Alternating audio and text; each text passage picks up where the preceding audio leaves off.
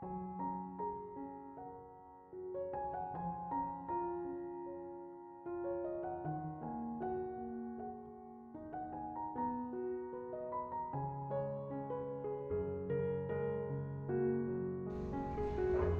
Ibu, saudara-saudari, adik-adik kaum muda yang terkasih, Shalom, berkah dalam.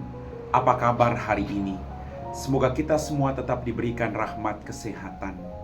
Hari ini kembali kita akan mendengarkan firman Tuhan. Kita siapkan hati kita. Tuhan bersamamu dan bersama rohmu. Inilah Injil suci menurut Santo Matius. Dimuliakanlah Tuhan. Sekali peristiwa, Yesus berkata kepada imam-imam kepala serta tua-tua bangsa Yahudi, "Dengarkanlah perumpamaan ini. Seorang tuan telah membuka kebun anggur dan menanam pagar di sekelilingnya. Ia menggali lubang tempat memeras anggur dan mendirikan menara jaga di dalam kebun itu. Kemudian ia menyewakan kebun itu kepada penggarap-penggarap, lalu berangkat ke negeri yang lain. Ketika hampir tiba musim petik, ia menyuruh hamba-hambanya kepada penggarap-penggarap itu untuk menerima hasil yang menjadi bagiannya. Tetapi para penggarap menangkap hamba-hamba itu, yang seorang mereka pukul, yang lain mereka bunuh, dan yang lain lagi mereka lempari dengan batu. Kemudian Tuan itu menyuruh pula hamba-hamba yang lain, lebih banyak dari yang semula. Tetapi mereka pun diperlakukan sama seperti kawan-kawan mereka. Akhirnya Tuan itu menyuruh anaknya kepada mereka, pikirnya, 'Anakku pasti mereka segani.' Tetapi ketika para penggarap melihat anak itu, mereka berkata seorang kepada yang lain, 'Ia adalah ahli waris.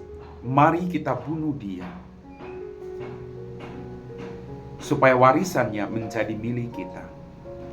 Maka mereka menangkap dia dan melemparkannya keluar kebun anggur itu, lalu membunuhnya.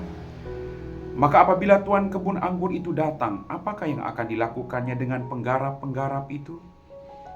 Kata imam-imam kepala dan tua-tua itu kepada Yesus, "Ia akan binasakan orang-orang jahat itu, dan kebun anggurnya akan disewakan kepada penggarap-penggarap lain yang akan menyerahkan hasil kepadanya pada waktunya."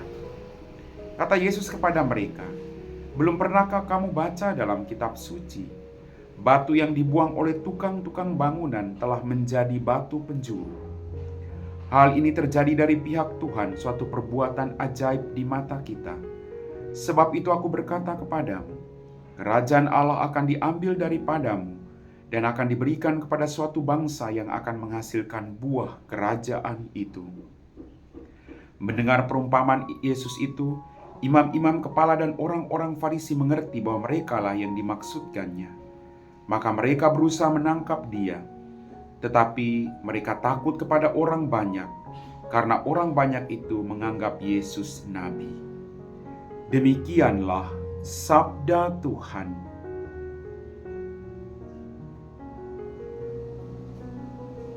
Bapak, Ibu, saudara-saudari, adik-adik kaum muda yang terkasih, dalam hidup kita pada zaman sekarang, banyak orang yang berjuang untuk mengorbankan orang lain demi suatu kedudukan, nama baik, ataupun popularitas.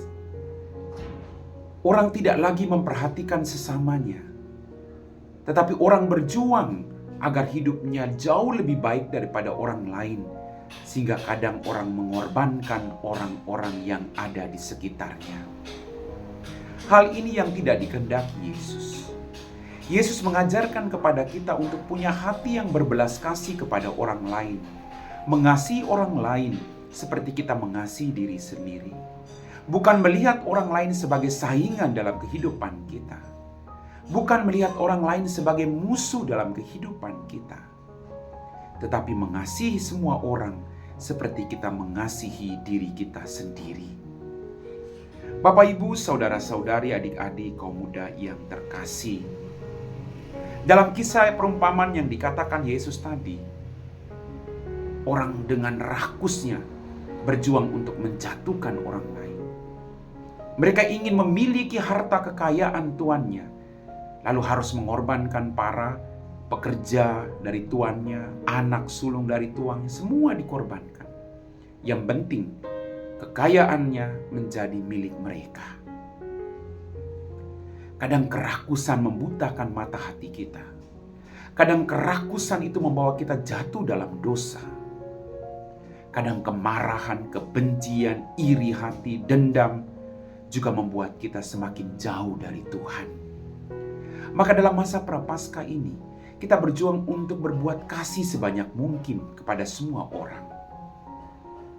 Bapak, Ibu, saudara-saudari, adik-adik kaum muda yang terkasih, mari kita berjuang dalam hidup ini untuk mencintai semua orang dan tidak mengorbankan siapapun demi kepentingan dan keinginan pribadi kita masing-masing.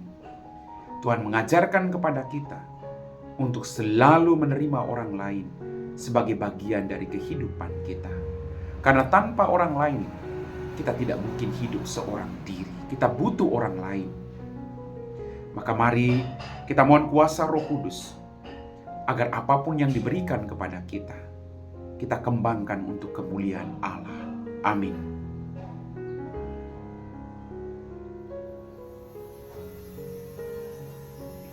Bapak, Ibu, saudara-saudari, adik-adik kaum muda yang terkasih, kita semua telah diteguhkan oleh firman Tuhan.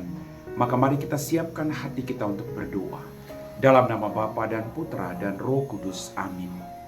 Ya Tuhan Allah Bapa kami dalam kerajaan surga, terima kasih atas rahmat kehidupan berkat berlimpah yang masih Engkau berikan kepada kami semua. Pada kesempatan ini Tuhan, kami berdoa bagi mereka semua yang sedang menderita sakit, baik di rumah mereka maupun di rumah sakit. Semoga Engkau mengutus kuasa Roh Kudus untuk mendampingi mereka, menjauhkan mereka semua dari keputusasaan. Dan kalau boleh Tuhan, Engkau jamah dan sembuhkan mereka semua. Bantulah juga orang-orang yang selalu setia merawat orang sakit. Biarlah mereka juga Engkau berikan rahmat kesetiaan dan kesabaran. Kami puji Engkau Bapa kini dan sepanjang segala masa. Amin. Tuhan bersamamu dan bersama rohmu. Semoga kita sekalian diberkati oleh Allah yang Maha Kuasa, Bapa dan Putra dan Roh Kudus. Amin.